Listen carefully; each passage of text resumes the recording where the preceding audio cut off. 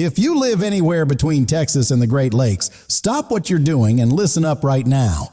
Supercell thunderstorms are firing up this afternoon. Tornadoes are on the table tonight, and the overnight threat hits Oklahoma City right around midnight. And here's the kicker: the Storm Prediction Center just flagged next Tuesday's setup 7 days in advance, which almost never happens. We'll get to that in just a few minutes, because that one might actually be the bigger story of this whole week. But first, let's walk through what is happening right now. Today, Friday, March 6th, because this system is already on the move. A powerful low-pressure system developed overnight on the eastern side of the Rockies, and it is tracking northeast toward the Great Lakes fast. And what that low is doing is pulling a huge surge of warm, juicy Gulf moisture all the way northward, way further north than you'd expect for early March. We're talking dew points climbing into the low 60s as far north as Iowa, southern Wisconsin, and northern Illinois. Folks, that is not normal for the first week of March.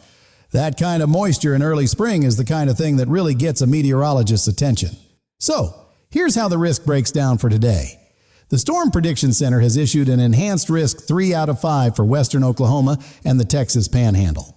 Think of it this way: 1 is a heads up. 3 means get your plan together. 5 means a major outbreak. We are sitting at 3 today, and it could get messy. A slight risk 2 out of 5 stretches up through southern Kansas and back into West Texas, and a marginal risk fans out all the way into Nebraska, northwest Missouri, and Iowa. Kentucky and West Virginia, don't you tune out on me. Stronger storms could erupt in your backyard through the afternoon too. You're on the edge, but you're not off the hook. Now, here is exactly what we're watching for this afternoon. After 3 p.m. Central Time, supercell thunderstorms are expected to fire up near Wichita Falls, the Childress area, and back toward Amarillo. These are going to be discrete. Isolated supercells, the textbook most dangerous kind because they aren't fighting each other for energy. Every single one of them can go full tornado mode. We're talking the full package here: tornadoes, 60 to 70 miles per hour wind gusts, and hail. And not just regular hail, golf ball size or larger with some of these storms. That is the real deal. Now, here's the part that keeps me up at night, literally. These storms will cluster up and push toward the Oklahoma City metro well after dark, closer to midnight tonight. A midnight tornado threat is a whole different animal than a daytime one, because most folks are sound asleep and not watching radar. You need an alert going to your phone tonight, non-negotiable. Southern Kansas is also in play. We're keeping a close eye on Wichita up toward Topeka as these storms push northward through the evening hours. Real quick, I want to hear from you. Have you ever been through a tornado warning in your area? Drop your city and yes or no down in the comments. Seriously, I read every single one of those. All right, so now let's talk about Friday, because the system doesn't pack up and leave overnight. Tomorrow it actually gets bigger by Friday morning. A lot of that storm activity will be pushing into the Ozarks and up into the Midwest. And here's something practical if you're in Des Moines, Cedar Rapids, or the Kansas City area. You are going to need your umbrella getting to work Friday morning. Heavy rain is coming. But then Friday afternoon is when it really ramps back up. The atmosphere gets a brief break, it warms up, it destabilizes, and then the cold front arrives and lights everything up again. Friday's enhanced risk area is actually larger than today's covering from northwestern Missouri all the way down through eastern Kansas and eastern Oklahoma. That is a broad, nasty setup. The severe threat on Friday extends from Lake Michigan all the way back down through Texas on a broken line, damaging winds, large hail, and tornadoes all possible along that entire corridor. And the flooding piece of this story honestly doesn't get enough attention. Northeast Texas into south central Arkansas is looking at 1 to 4 inches of rain in a short window. Dallas-Fort Worth, Tyler, Texarkana, Little Rock, Pine Bluff. All of you are in the heaviest rain corridor. Flash flooding is a real threat, and a slight risk for excessive rainfall is already up for Friday afternoon. And this is the part people always underestimate about flash floods. I've said it before, and I'll say it again. Just 12 inches of moving water can knock a grown adult off their feet. 2 feet takes a car. Don't ever drive through a flooded road, just don't do it. Pennsylvania and West Virginia, you're also looking at over an inch of rainfall with this system, and a marginal flood risk goes up into Wisconsin, Iowa, and northern Illinois too. Then Saturday, March 7th. The cold front pushes east and scattered thunderstorms fire from Lake Erie and Lake Ontario all the way back down through the Ohio Valley, the Mid-South, and into Texas, 3 days in a row.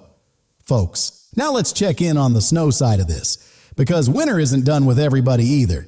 The Pacific Northwest, Idaho, Montana, western Wyoming, even down into Utah and Colorado snow is coming through this afternoon. The Northeast is a mixed bag snow, sleet, and freezing drizzle from eastern New York State into Vermont, New Hampshire, and Massachusetts. The closer you get to the coast toward Connecticut and Rhode Island, it'll be too warm for anything frozen. And then behind this cold front, snow showers and a wintry mix for the Dakotas, Nebraska, and up into Minnesota going into Saturday morning. Could see an inch or two from the Nebraska Panhandle up through South Dakota. Ice is also a real concern for eastern South Dakota, central and northern Minnesota, and extending up into Maine. If you're driving in those areas over the next 48 to 72 hours, slow down. Seriously, take it easy on those roads. Baltimore, you're already at 35 degrees Fahrenheit and showing an 83% snow probability today. You thought spring was here, didn't you? Not quite yet. Hun. All right, let me give you a quick city-by-city snapshot of where things stand right now on Friday morning, because this is where it gets personal. Oklahoma City, 71 degrees Fahrenheit and already seeing brief showers and thunderstorm activity this morning. You are in the enhanced risk zone. The worst of it comes after sunset and near midnight. Do not go to bed tonight without alerts on. Tulsa showers and storms are already happening as of this morning. Your area is in the thick of it. Know where your safest interior room is. First floor. Away from windows, that's your spot. Wichita at 16 degrees Fahrenheit. Now that sounds cold. But there are brief showers in the mix, and the storm corridor from today pushes right up toward you through the evening. Don't let that cold temp fool you into thinking you're safe. Dallas and Fort Worth both running warm in the low 80s today and relatively quiet right now. But here's what I want you to hold on to by tomorrow, Friday. Heavy rain of 1 to 4 inches is coming your way, and flooding is on the table. Lubbock, 76 degrees Fahrenheit with south winds cranking at 18 miles per hour. You've got a chance of thunderstorms today. And that southerly wind is pumping moisture right into the storm machine. Keep your radar app open this afternoon. Out west Phoenix at 81 degrees Fahrenheit. Pure desert perfection today. Las Vegas at 58 degrees Fahrenheit, but northwest winds howling at 22 miles per hour will give you a face full of sand if you head outside.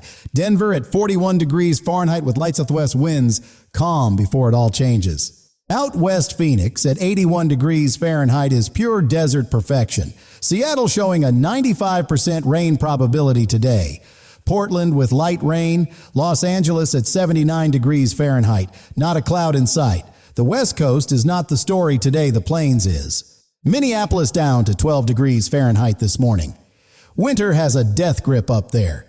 Detroit at 34 degrees Fahrenheit with dense fog. Cleveland at 37 degrees Fahrenheit with light rain. The Great Lakes holding on to late winter hard while the South is sweating in the 80s. That contrast right there is exactly what fuels big severe weather setups. Washington, D.C. at 65 degrees Fahrenheit with passing showers. Boston at 46 degrees Fahrenheit. New York at 30 degrees Fahrenheit and dry. The East Coast is quiet today, but keep watching, because that changes next week when this whole system tracks northeast. Okay, so that's the picture for today and the weekend. Now let's get to the thing I've been building towards since the very first sentence of this video. Here's what makes next week genuinely alarming. There are two completely separate atmospheric features that are currently on a slow collision course with each other. Feature 1, a cut-off low-pressure system sitting off the Baja California coast. Feature 2, the polar jet stream pushing hard from Canada and driving those frequent cold fronts we've been seeing knock out the record warmth.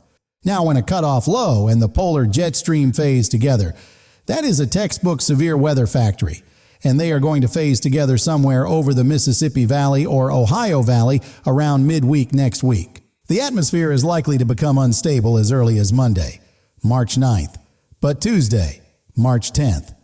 That's the day that's got meteorologists raising their eyebrows. Here is the thing I mentioned at the very top, and here's why it matters. The Storm Prediction Center already put out a Day 7 slight risk in the last 5 years. That level of advanced confidence from SPC has happened fewer than a dozen times. They just did it for Tuesday. The area they're watching covers the Missouri Ozarks, southeast Kansas, western and central Arkansas, all of Oklahoma outside the Panhandle, and down into north central Texas. That is a huge swath of the country. And AI-based forecast models from Colorado State University are pushing that threat even further north into northern Illinois, Wisconsin, Michigan, and Indiana. The Great Lakes region could very well be in this. So, Chicago, after nearly hitting 80 degrees Fahrenheit on Monday, could be looking at severe thunderstorm threats by Tuesday or Wednesday. Think about that for a second. That is a 40-degree swing with a side of severe weather. Wild stuff. The cold front that follows this system next week is also stronger than what we're seeing this weekend. That means it's going to push the snow line much further south, and more accumulating snow is coming for the north and northeast. By mid-March, we're looking at a full pattern change, a ridge building out west with warmer temperatures, and a trough settling over the east, bringing colder conditions. So for everyone who thought March was going to feel like April, not so fast. And here is the wind story that ties all of this together. Wind from coast to coast, Canada to Mexico.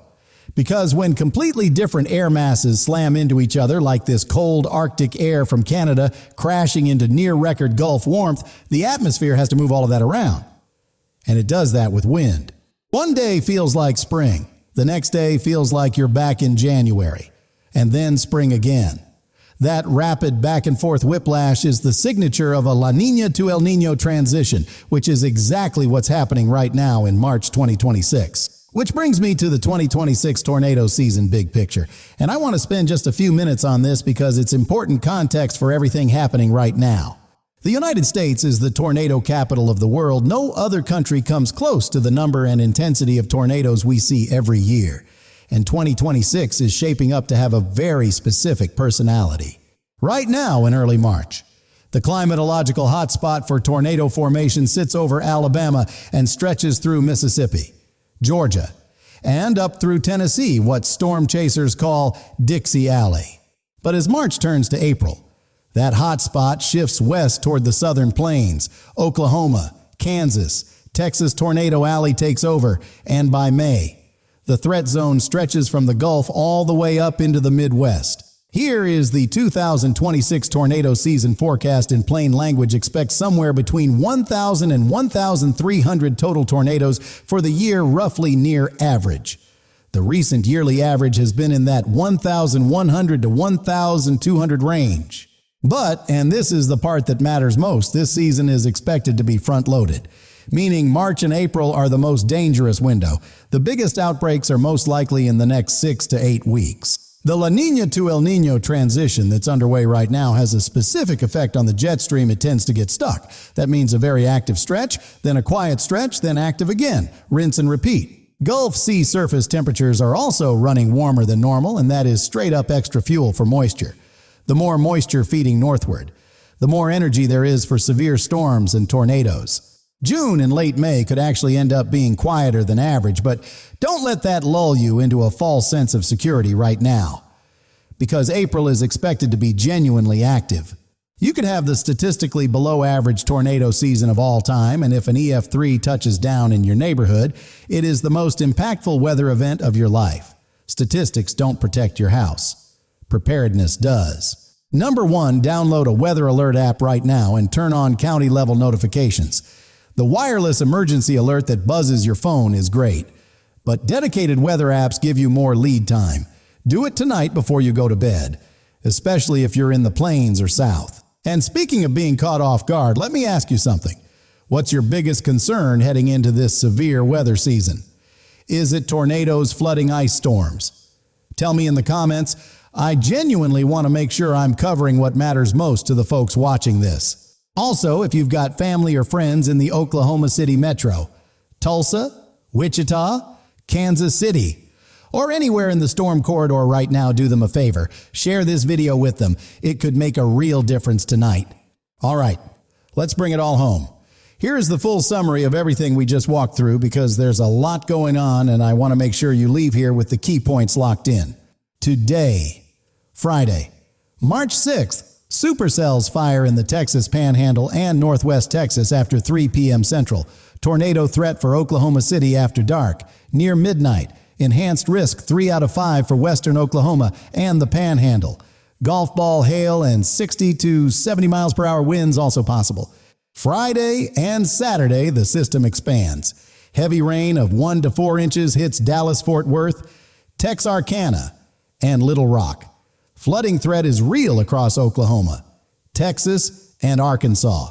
Severe weather line reaches from Lake Michigan to Texas on Friday afternoon. Behind the system, snow for the Pacific Northwest, Rockies, and Northern Plains. Wintry mix with ice risk for eastern South Dakota, northern Minnesota, and Maine. Temperatures crash hard after record warmth. Early next week, record warmth returns 70s and 80s from Texas to Ohio, with Chicago and Indianapolis possibly touching 80 degrees Fahrenheit by Monday. Enjoy it while it lasts, because it doesn't. Tuesday, March 10th, the setup that SPC already flagged 7 days out targets the Missouri Ozarks, Arkansas, Oklahoma, and North Texas, with AI models suggesting the threat could extend into Illinois, Wisconsin, Michigan, and Indiana. This one deserves your full attention. Mid-March onward, a full pattern change brings colder conditions to the east, more snow for the northeast, and the whole La Niña to El Niño transition keeps the jet stream bouncing between active and quiet phases through April. Bottom line for the 2026 season, near average total tornado count of 1,000 to 1,300, but front-loaded March and April are the danger window. And this week is proving that forecast exactly right. So stay tuned, stay plugged in, and stay ready. This stretch of weather is going to keep moving fast and updates will be coming. One more thing before I let you go, and I want you to stick around for this. The overnight model runs change something significant about next Tuesday's setup. The question is whether this system phases together over the Mississippi Valley or slightly further east into the Ohio Valley, and that difference changes everything about who is in the worst of it. I'll have a full dedicated update on the March 10th setup as soon as we get clarity on that track, probably within the next 24 hours. You are going to want to see that one. Make sure you're set up to catch it. Until then, stay safe out there. Keep those weather alerts on tonight and look out for your neighbors. Take care, everybody.